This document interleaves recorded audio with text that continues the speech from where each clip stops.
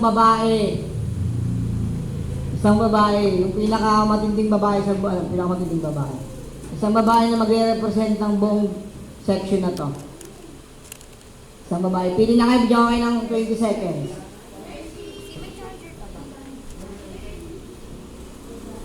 Ginagamit mo yan? Meron ka pang iba?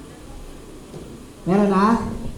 Taas kamay dali. Taas isang lalaki. Isang lalaki. Isang lalaki.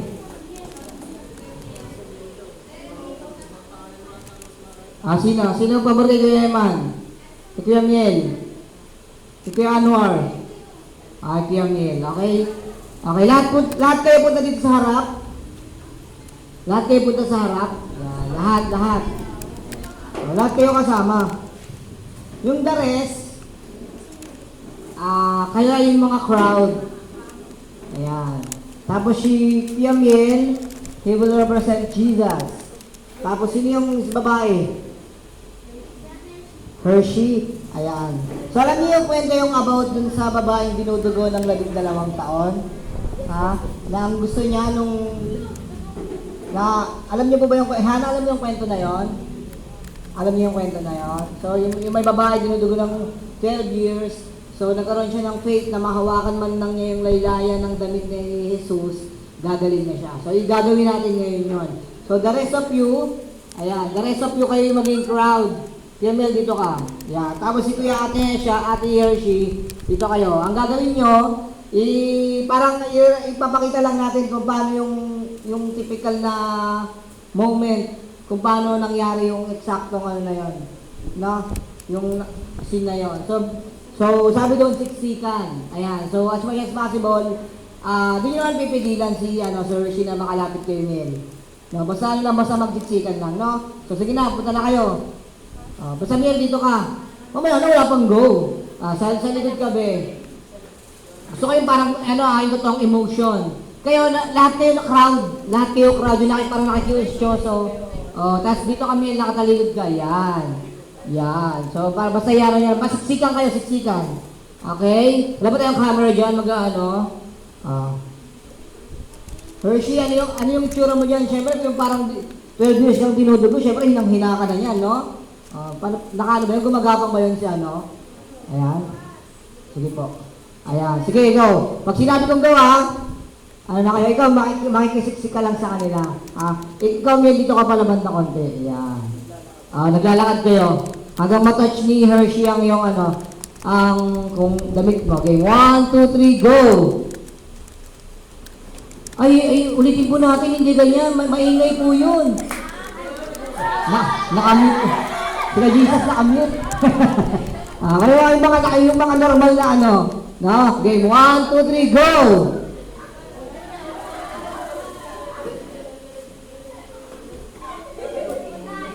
Yan. Okay na yan. Yan, Agara ng Parang sumali kayo ng anong tawag doon?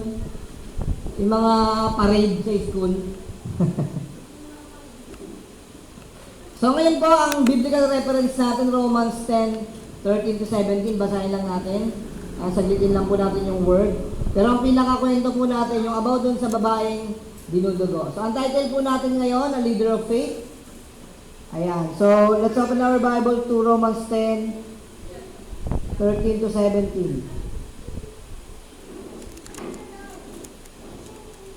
Ayan, sabi po dito, dahil sinasabi sa kasulatan, maliligtas ang lahat ng tumatawag sa Panginoon.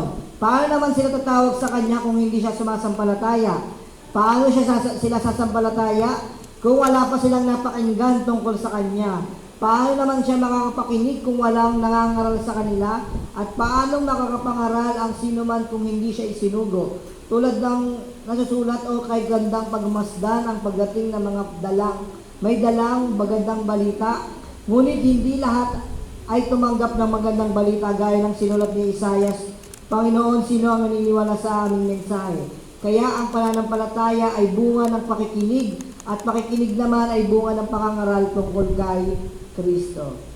Ayan. So ngayon po, kailangan po natin maunawaan na ang mga lalaki at ang mga babae, nung unang panahon, nung nasa Bible times, and even until now, marami rin naman po, sila po ay namuhay ng merong faith. Yan, sabi mo sa atin mong faith. Ayan. At yung pagsunod nila doon, pagsunod nila sa salita ng Panginoon, ay yung nag-enabled sa kanila na magkaroon ng different generation, na magkaroon ng pagpapala na na-receive nila nung time nila. Kaya nga po, ngayon, yung time nila, once na marinig nila yung salita ng Panginoon, hindi sila nag-argue. Or, hindi nila ino-oppose yung salita ng Panginoon. Hindi nila kine-question yung salita ng Panginoon. They simply obey kung ano yung sinabi ng Panginoon. Kung ano yung sinabi dun sa sa written word of God. Sino po dito yung nag-devotion ka tapos parang hindi naman totoo? Yung mga ganong moment ba kayo, Lord? Parang hindi naman totoo yung sinasabi mo sa Bible, ah. Yung mga ganong po ba kayo? So, yung mga tao po before, ayun yung mga tao na once they read the word of God, sunod lang sila. Nandun agad yung heart nila na sumunod po agad. So, pero minsan dumarating yung time na may mga pagsubok po tayo. Ayan. Pero tandaan, ayun din po din yung moment na mas lalo po silang nagtitiwala sa Panginoon. Kaya nga po, having rooted po sa salita ng Panginoon, makakapag-develop po tayo ng pananampalataya. Introduction pa lang po tayo, ha. So, the men and women na pinili, na meron pong extraordinary story sa Bible, ayun po yung mga namumuhay ng may faith. And, ito tandaan nyo, faith is a great spiritual resource. Ulitin po natin, faith is a great spiritual resource. Kumbaga, inaalaw nito na makonquer natin yung limitations na meron tayo. Naakala natin impossible na mangyari, pero posible pala. And kaya nitong gumalaw beyond dun sa mga bagay na ina-expect po natin. No? So, sino po dito nakaranas ng ano tawag dito? You are praying for something impossible, pero nangyari pa rin. Ginawa pa rin ng Panginoon. Amen ba? May ganun ba? May ganung moment ba kayo? Ayan. So, sa Hebrews 11, maraming man of faith, woman of faith sa binanggit ko. Babasahin niyo po yung Hebrews 11 from definition of faith to the people na namuhay na may pananampalataya. Nakita po natin yung result na yon. Ayan. Dako na tayo sa mga points po natin. In the same way din po, tayo bilang, dapat na tayo actually, sa after ng Destiny 2, dapat mga sa leader na tayo eh. May mga inaalagaan na po dapat tayo. Okay po? So, ihabol na lang po natin. So, in the same way po, sa ating G12 vision, kailangan po natin ma-activate yung faith natin, especially sa ating pag-aalaga sa mga taong inaalagaan natin. No? Kasi may mga impossible things na gusto nating mabago sa kanila pero hindi naman natin kayang baguhin yon. Ang Lord lang ang makakagawa.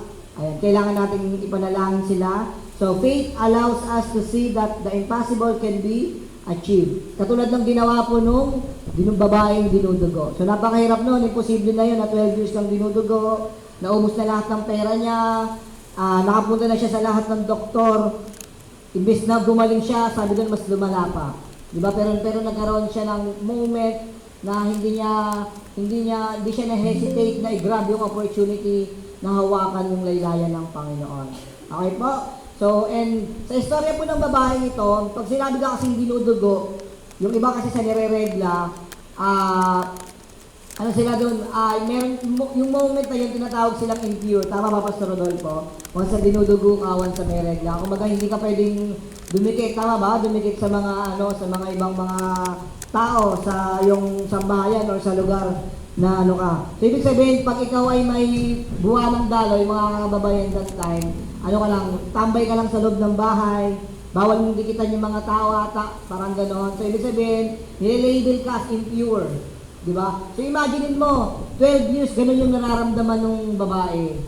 Hindi ako pwedeng dumikit sa mga parang hindi ko deserve na gawin yung bagay na to kasi nga, ito yung nilabel sa akin ng law, ng batas. Pero diba, that moment na nakita niya, narinig niya, na nandun si Jesus, tinanong niya, ano ang nangyayari, sino yung dumating? Ngayon po, a leader of faith, tayo po bilang isang mga future leaders and mga leaders na may 4 na steps po tayong kailangan gawin na sa atin personally na ipamuhay and sa mga alaga po natin. Okay, number 1 step, know the Word of God. Ayan, sino po dito nagdi-devotion?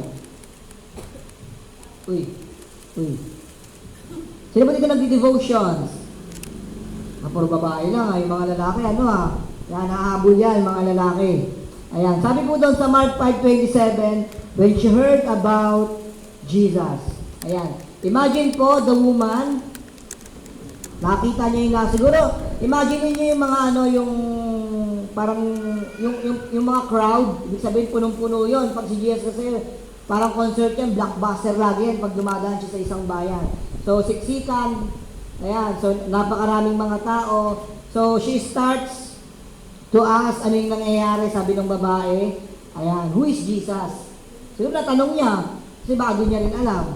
No? So,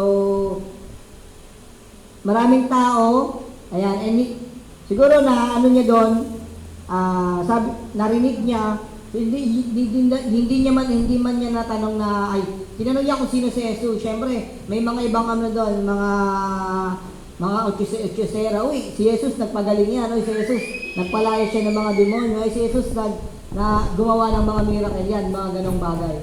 Diba? Hindi lang si Jesus taga Nazareth.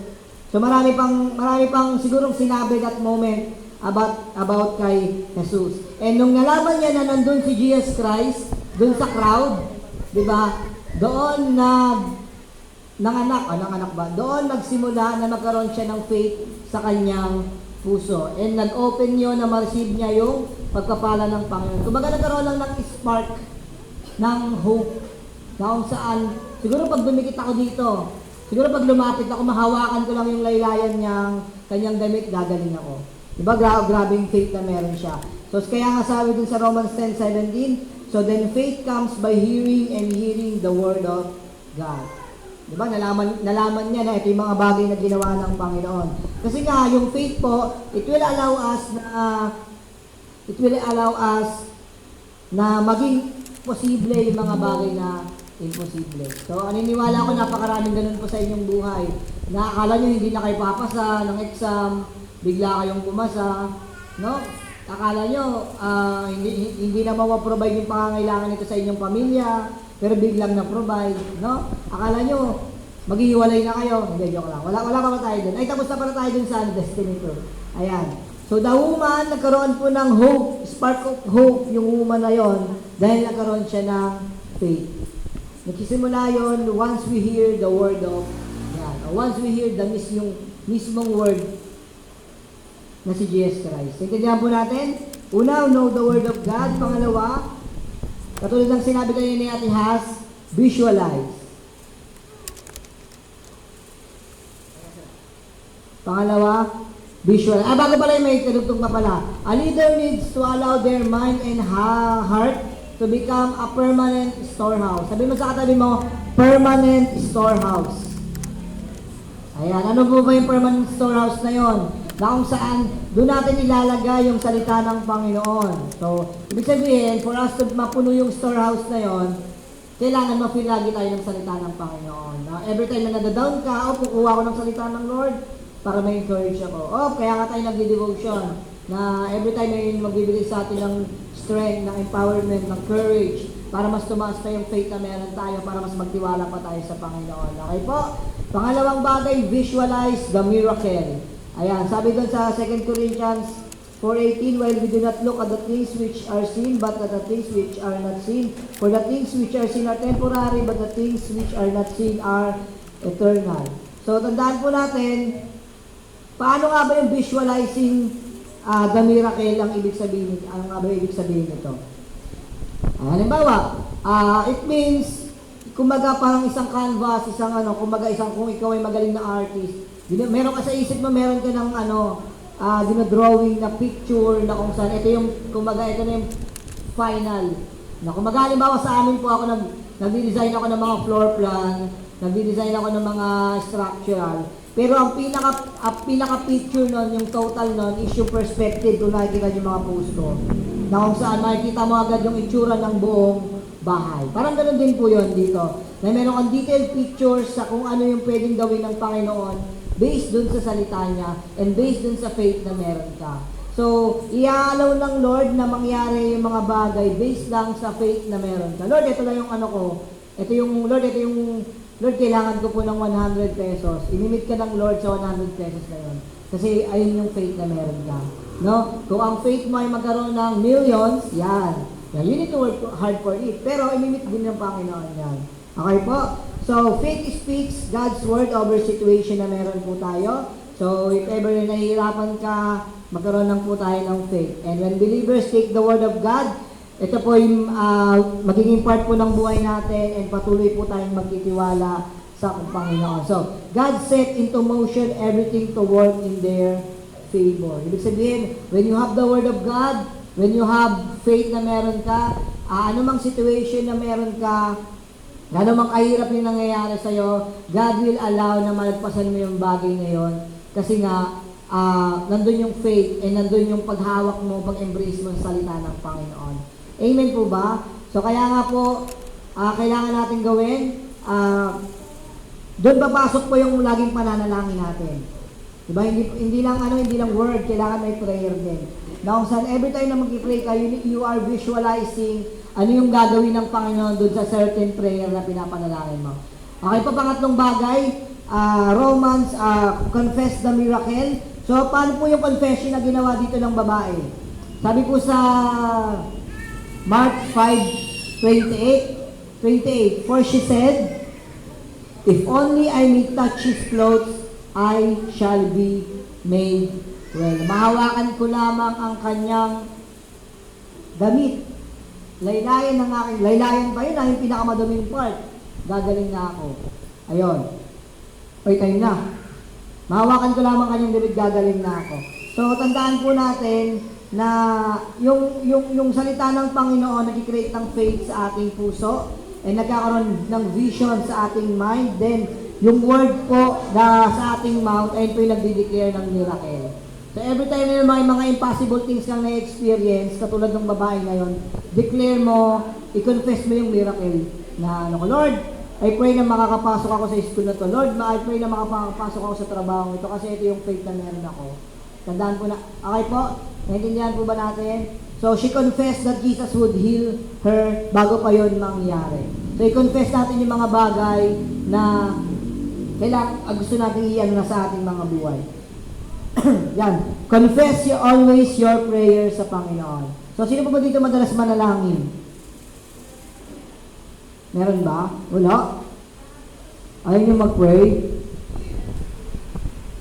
Ayan, last. Persevere. So, anong ginawa dito ng babae? Paano niya pinakita yung perseverance niya? Ate Hana. Reyna Isa. Paano pinakita ng babae dito yung perseverance niya? Jamuela.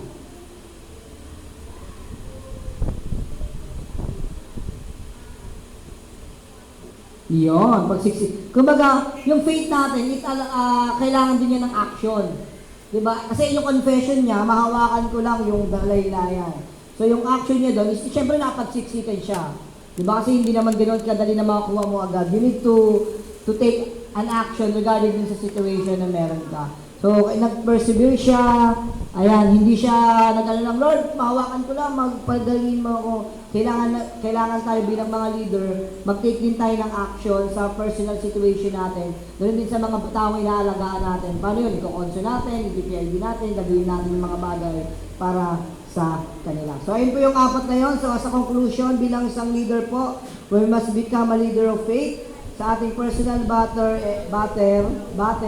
and sa situation ng ating mga inaalagaan. Especially, once we pray sa kanilang mga kaluluwa, once we pray dun sa mga sarili ng mga struggle sa buhay. Okay po? So, ayun lamang po. Ay, overtime na ba? Ayan, para naman po sa ating create